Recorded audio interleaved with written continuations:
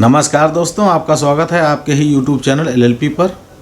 आज हम आपके साथ एक ऐसे केस की चर्चा करेंगे जो मेडिकल नेग्लिजेंस से संबंधित केस था।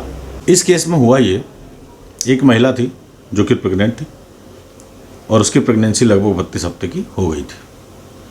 उसी दौरान जो उनकी डॉक्टर थी, जो गायनेकोलॉजिस्ट थी, उन्होंने जब इस महिला की जांच की तो उसमें ऑब्जर्व किया कि प्लेसेंटा प्रीविया की स्थिति के चलते उन्होंने डिसाइड किया कि इसका सिजेरियन ऑपरेशन करना पड़ेगा। तो उन्होंने सिजेरियन ऑपरेशन किया और अंतिम रूप से निकल के आया इस तरह से, उस बच्चे ने 32 हफ्ते में ही जन्म ले लिया, जो कि एक प्रीमेच्योर डिलीवरी थी। और सामान्य तौर पर वो बच्चा कमज़ोर था लेकिन स्टेबल भी था। हाँ, ये ज़रूर है कि 32 weeks pre term AGA with HMD, ये एक मेडिकल टर्म है और ये डॉक्टर्स के कंसर्न की चीज़ है। तो इस स्थिति को देखते हुए डॉक्टर के द्वारा उस बच्चे को रेफ़र किया गया महाराजा अग्रसेन हॉस्पिटल में। और महाराजा अग्रसेन हॉस्पिटल में जो पेडिट्रिशियंस हैं, ऑप्थेल्मोलॉजिस्ट हैं और अन्य डॉक्टर जो उनके पैनल पे हैं, जो काम कर रहे थे, जब ये एडमिट किया गया तो ये स्थिति थी उसकी। और ये बच्चा वहाँ पर एडमिट रहा करीबन जन्म के बाद से 27 दिन, यानी कि 29 अप्रैल 2005 को ये डिस्चार्ज किया गया। और डिस्चार्ज करने के पहले इस बच्चे को एडमिशन के बाद इंटेंसिव केयर यूनिट में रखा गया था और इसको वेंटिलेटर सपोर्ट दिया गया था। सर्फेक्टेंट इंजेक्शंस समय समय पर दिए गए थे और कुल मिला के ये डिस्चार्ज 29 अप्रैल 2005 को कर दिया गया। और फॉलोअप चेकअप के लिए डिस्चार्ज समरी में जो भी गाइडेंस दी थी, जो इंस्ट्रक्शन दिए थे, उसको उस महिला ने पालन किया और वो समय समय पर डिस्चार्ज करने के बाद उसको दिखाने को OPD में जाती रही फॉलोअप चेकअप्स के लिए।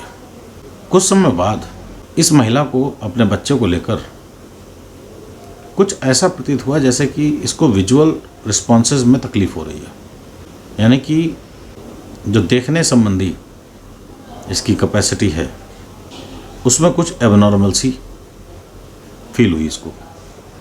तो इसके बाद तुरंत वो जो है महाराजा अग्रसेन हॉस्पिटल के ही जो आई केयर यूनिट है उसमें दिखाया उनको और उन्होंने आई ड्रॉप्स वगैरह जो भी दी वो सब चीज़ें करी। उसके बाद 20 स्कैन जांच करवाई गई और 20 स्कैन जांच कराने के बाद जब वो अगली बार उसके आगे की जांच कराने के लिए गई तो जहाँ पर ये स्कैन हुआ था उसका 20 स्कैन, वहीं पर यह बताया गया कि ये बच्चा रेटिनोपैथी ऑफ प्रीमेच्योरिटी स्टेज 5 तक इसका पहुँच गया। और जैसे ये पता चला, इससे जो असर होता है बच्चे के अंदर, वो उसकी देखने की कैपेसिटी स्टेज 5 में पूरी तरह ख़त्म हो जाती है। रिकवरी के कोई चांसेस नहीं रहते हैं। यानी कि वो एक बच्चा जो नॉर्मल बच्चा था वो अपनी आंखों से अब देख नहीं सकता था। स्टेज 5 का ये सेंस आया, निकल गया। अब ये मन में था कि शायद ऐसा ना हो, ये रिपोर्ट गलत हो। तो एक बार फिर एम्स में जाकर इसका कंफर्मेशन किया गया। तो वहाँ से जब ये कंफर्म हो गया कि हाँ ये ROP की स्थिति है, उसी बीच में क्या किया, उस लेडी के द्वारा हॉस्पिटल के जो रिकॉर्ड्स हैं, मेडिकल रिकॉर्ड्स हैं बच्चे के बारे में, ट्रीटमेंट के उद्देश्य से उसने वो निकलवाने चाहे, उनसे मांगने पर हॉस्पिटल ने उस बच्चे के मेडिकल रिकॉर्ड्स को अवेलेबल नहीं कराया। इवन यहाँ तक एडवोकेट के द्वारा इस रिकॉर्ड को पाने के लिए एक लीगल नोटिस भी भेजा गया और उस लीगल नोटिस भेजने के बाद भी उस हॉस्पिटल के द्वारा मेडिकल रिकॉर्ड्स नहीं दिए गए बच्चे संबंधी। अब समझ में आ रहा था कि कुछ ना कुछ खेल हो गया है, क्योंकि मेडिकल रिकॉर्ड्स को अवेल कराना तो चाहे वो गवर्नमेंट का हो चाहे वो प्राइवेट हो, विद इन 72 आवर्स कंसर्न व्यक्ति को रिकॉर्ड मिल जाने चाहिए।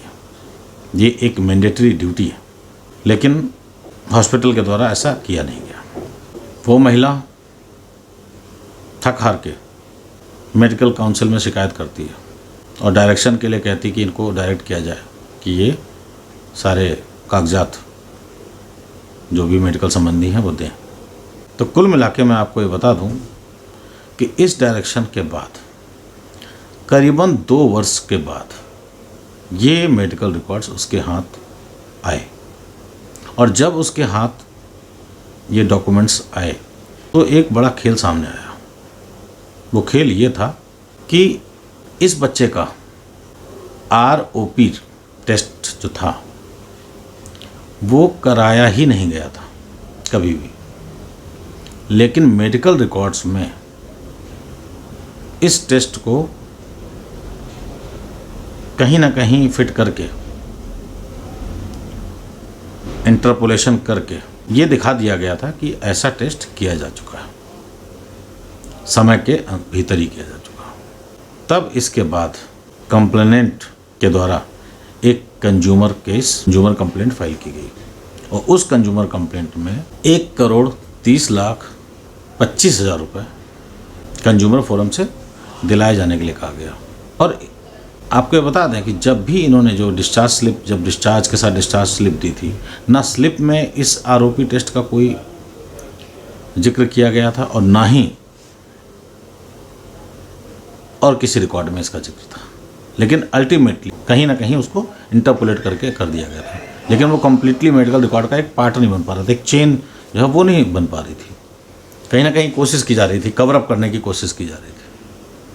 तो हुआ क्या, कंप्लेंट जब फाइल हुई तो ये नेशनल कमीशन में मैटर गया। पुराने कंज्यूमर प्रोटेक्शन एक्ट 1986 के तहत ये कंप्लेंट फाइल हुई, और कंप्लेंट जब फाइल हुई तो सारे रिकॉर्ड्स सामने लाए गए फोरम के समक्ष, नेशनल कमीशन के समक्ष, और नेशनल कमीशन ने एक्सपर्ट रिपोर्ट मेडिकल बोर्ड से मांगी इसी संबंध में।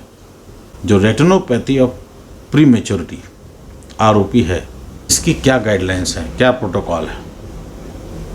तो एक्सपर्ट रिपोर्ट में साफ साफ गाइडलाइंस का जिक्र किया गया, जिसमें उन्होंने ये साफ साफ बता दिया कि ये ऐसे केसेस में जहाँ 32 हफ्ते या 32 हफ्ते के नीचे के बच्चे जो जेस्टेशनल एज के होते हैं, इनके लिए ये मैंडेटरी है, यानी कि इस टेस्ट का होना 3-4 हफ्ते के अंदर ही हो जाना चाहिए। कई केसेस में इससे पहले भी करा जा सकता है, तो ये हो जाना चाहिए। और मज़े की बात यह है कि डिस्चार्ज के पहले इस टेस्ट का किसी ने जिक्र नहीं किया। इतने लोगों ने देखा समय समय पर, डिस्चार्ज के बाद भी OPD में देखा गया इस बच्चे को, किसी ने इस बात पर ध्यान नहीं दिया, और ना ही इसकी कोई रिकमेंडेशन की गई, ना ही इसका कोई टेस्ट किया गया। यही एक मेडिकल नेग्लिजेंस का सबसे बड़ा पॉइंट था, और ये इतनी बड़ी लापरवाही थी कि इस लापरवाही के चलते जो बच्चा एक नॉर्मल बच्चा था वो स्पेशल चाइल्ड के रूप में हमारे सामने हो गया।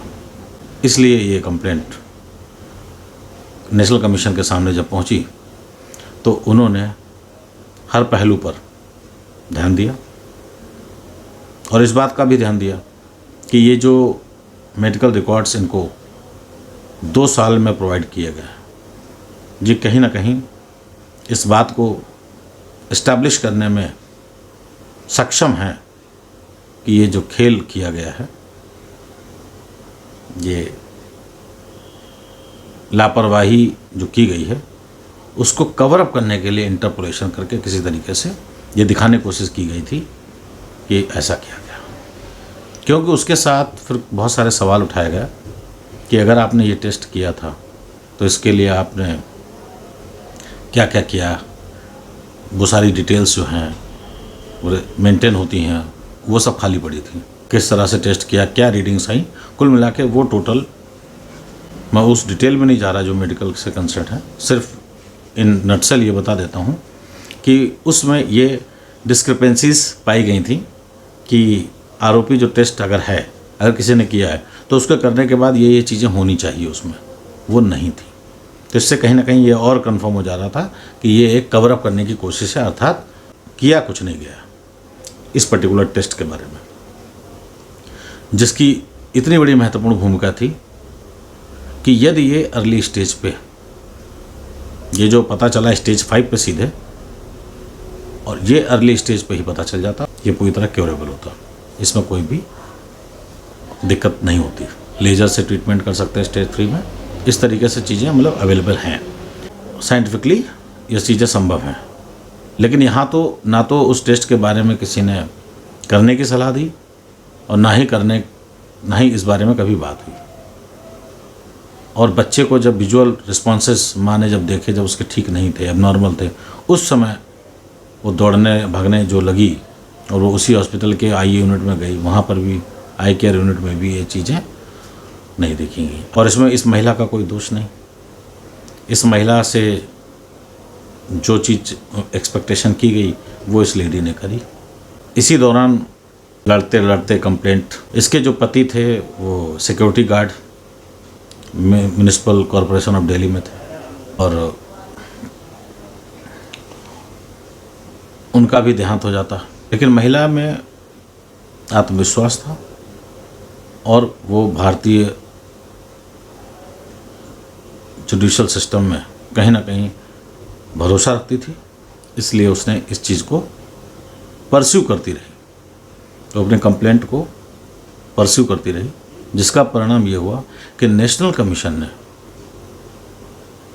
सब पहलुओं को देखते हुए मेडिकल नेग्लिजेंसी को एस्टैब्लिश्ड पाया और हॉस्पिटल एवं उससे जुड़े हुए जो डॉक्टर्स थे, उनसे, उस हॉस्पिटल से जुड़े हुए जो डॉक्टर्स थे कंसर्न, जिन्होंने इस बच्चे का ट्रीटमेंट किया था, उन चारों लोगों को, हॉस्पिटल समेत 3 डॉक्टर्स और थे, चारों लोगों को अलग अलग तरीके से जिम्मेदार माना